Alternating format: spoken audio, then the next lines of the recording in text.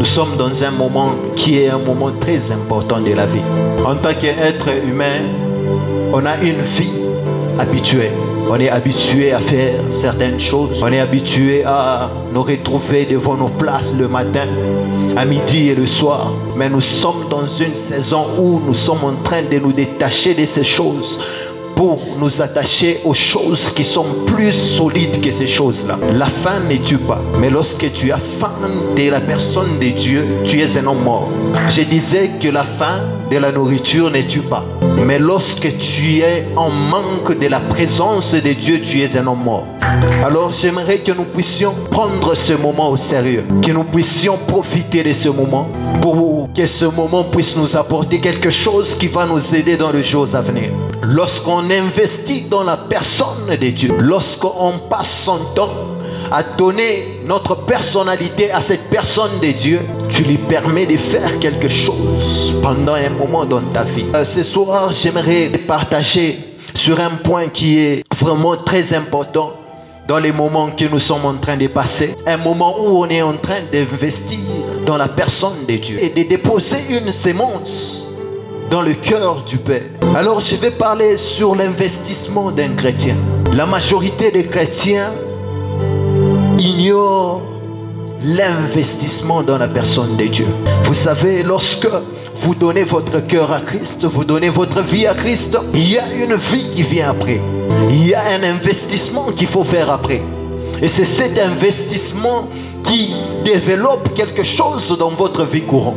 Lorsque vous commencez à investir dans la personne de Dieu, il y a une manifestation de sa personne. Alors je vais parler sur 3 points. Mon premier point sera sur la prière. Vous savez, c'est l'un des investissements les plus importants qu'un chrétien peut investir dans le cœur de Dieu. La prière. Comment est-ce que je peux expliquer la prière? Il y a une pensée qui m'est passée par la tête et aussi par les voix des grands, des gens qui sont venus avant nous. J'ai pu comprendre que la prière est le fait de connecter ce que tu veux à ce qui est écrit pour créer une pétition. Le fait de connecter ce que tu veux à ce qui est écrit pour créer une pétition. En effet, une pétition qui, lorsqu'on se retrouve devant une personnalité supérieure, alors lorsque on se met à faire cette pétition, Dieu, dans sa personnalité supérieure, nous donne la main et nous tire. J'ai parlé d'une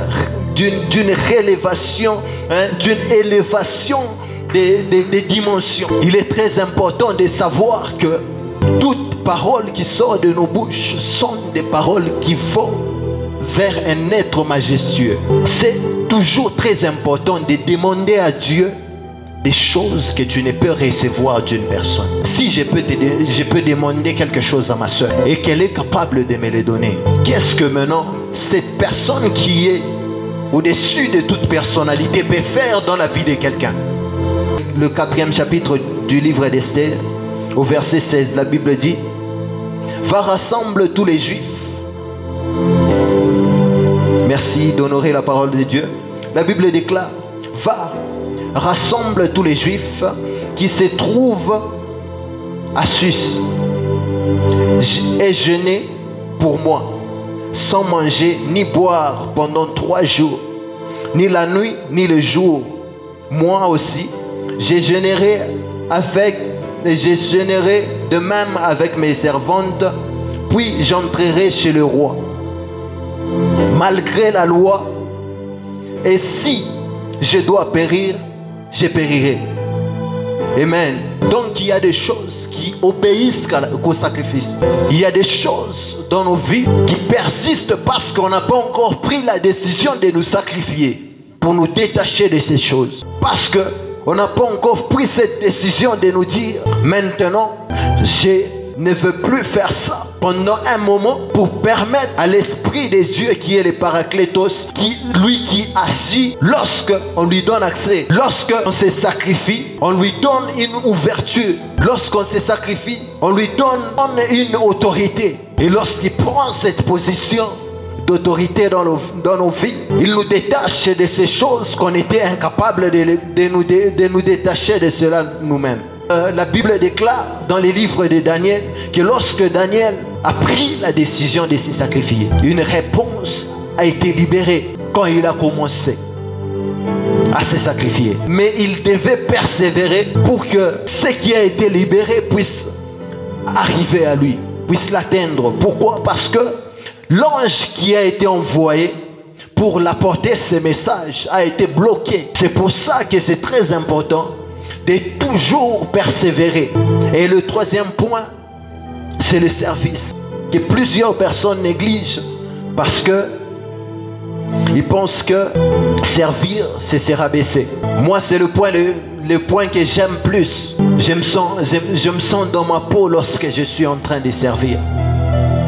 Écoutez ce que la Bible dit sur les services. Éphésiens chapitre 2, et verset 10. La Bible dit: car nous sommes son ouvrage, ayant été créés en Jésus-Christ pour des bonnes œuvres que Dieu a préparées d'avance afin que nous les pratiquions. J'aimerais parler de quelque chose de très important dans ce monde. Ce monde fonctionne avec des principes. Dans ce monde, si tu travailles, tu auras. Dans ce monde, lorsque tu sèmes sur une bonne terre, va se développer et ça va créer quelque chose. Lorsqu'on sait définir c'est quoi les services. Les services, c'est lorsque une personne se disponibilise. La disponibilité d'une personne pour les bénéfices d'une autre, mais la gloire du Très-Haut. Lorsque vous voyez la personne que vous servez devant vous, lorsque vous la servez, vous pouvez vous décourager et changer d'avis. Mais lorsque vous voyez la personnalité de Dieu devant vous, lorsque vous servez cette personne, vous aurez le courage. Vous pouvez être motivé plus que vous ne le pensez. Alors lorsque on parle de servir Dieu, ce n'est pas seulement de nous retrouver à chez nous à l'église ou bien torchonner à l'église, c'est aussi nous soumettre aux personnalités supérieures que Dieu a donné l'autorité sur l'église. Amen. Lorsque vous servez, vous cultivez votre champ. Lorsque vous servez, vous ouvrez votre porte. Lorsque vous servez, vous préparez votre gloire. Parce que lorsque vous êtes en train de servir, que vous ne le sachiez ou pas, il y a une formation qui se passe dans les services. Dieu ne peut jamais te faire passer dans quelque chose qui ne va te servir à rien. Lorsque Dieu t'expose à quelque chose, cela veut dire qu'il veut que tu prennes une leçon de cette chose pourvu que tu l'appliques aussi dans les jours à venir. Lorsque vous acceptez de servir, cela veut dire que vous êtes en train de préparer votre gloire. Vous êtes en train de préparer votre avenir. Parce que les choses qu'on fait dans les jours présents sont une clé pour nous qui manifeste les choses qui vont se passer dans le futur. Lorsqu'on ignore son présent, on est en train de détruire inconsciemment son futur. Lorsqu'on ignore notre présent, on est en train de mettre une croix sur notre futur. On est en train d'enterrer indirectement notre futur. Alors il est très important de comprendre